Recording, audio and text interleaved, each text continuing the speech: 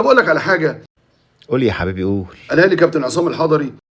الحضري كمان اللي قالها؟ قول يا حبيبي قول قول، صباح الفل قول. عشان بس الناس تاخد بالها من حاجه. واحنا جينا على الطياره كابتن عصام موجود وكابتن عماد متعب وكابتن عبد الحليم علي والدنيا وقفنا بنتكلم في الكوره. وانتوا في الكورة بصراحة ما تتوصوش، مالكمش غير فيها. قال لي يا اسطوره ضربه جزاء زيزو اللي قدام النادي المصري كانت لازم تتعاد. قلت له ليه يا حضري؟ ما حدش وقف عندها. قال لي لا، مش احنا قلنا لو دخل منطقه الجزاء لعيب الفرق اللي محسوب عليها ضربه الجزاء والكره ضاعت، اللي يحصل تتعاد. قال لي بص عليها بالبطيء هتلاقي نص لعيبه المصري دخلوا ال 18، فيبقى ايه؟ تتعاد. ماشي. طب ايه رأيك نشوف بعيننا بقى يا اسطورة؟ ادي الكورة وادي الكابتن زيزو وهو داخل يشوط على البطيء خالص اهوت يا اسطورة. بص لي كده. ايوه ايوه ايوه، هنا لحظة لعب الكورة، مفيش ولا لاعب من المصري دخل. قال لي الحكم الاسباني في ماتش الاهلي وبيراميدز الشناوي صدها. ماشي. اللعيبه دخلت، كان ياسر ابراهيم دخل. ماشي. قال لك تتعاد واعيدت وسجلت. لا والله يا اسطورة، هو اختلط عليك الامر باين. دي كانت ضربة جزاء الزمالك قصاد الاهلي اللي نفذها عبد الله السعيد، ودخل فيها محمد هاني واشترك في الكورة بعد ما الشناوي صدها. وادي الكورة اهي زي ما احنا شايفين، عبد الله السعيد دخل، الشناوي طار على الكورة وصدها، ومحمد هاني كان دخل قبل لحظة التسديد وطلع الكورة. فبالتالي الحكم عاد تنفيذ ركلة الجزاء وفقا للقانون.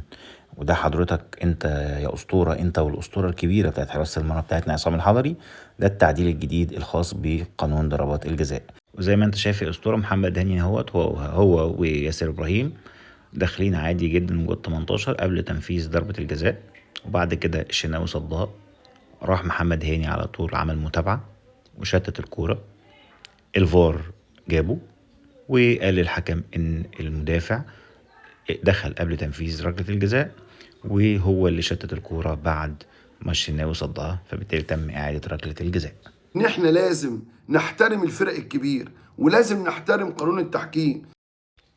بالظبط، قانون التحكيم لازم كلنا نحترمه. وقانون التحكيم الخاص بتنفيذ ركلات الجزاء ايه بقى؟ بيقول يا اسطورة ان ركلة الجزاء اللي بيتم صدها او انها بتطلع بره او انها بتخبط في العارضة، ومفيش اي مدافع من اللي دخلوا قبل او اثناء تنفيذ ركلة الجزاء اشترك في الكورة او اثر على الكورة بعد التنفيذ، كده الكورة ما يتمش اعادتها ويتم التعامل معاها بشكل عادي جدا. تمام يا اسطورة؟ فالناس اللي عماله تقول لك مش عارف ايه، انا بقول لك كابتن وجيه احمد اقنع كل الاعلاميين اللي كانوا موجودين الزملكاويه قبل الاهلاويه بان قرارات محمود البنا صحيحه وسديده وصائبه بدرجه مليار في الميه، لدرجه ان اوسكار رويز اللي بيستبعده من اداره المباريات للفرق الكبيره في الدوري الممتاز هذا الموسم لحكم لاهلي ولا زمالك ولا بيراميدز، اشاد بيه على جروب التحكيم وحياه تحيه كبيره جدا جدا جدا.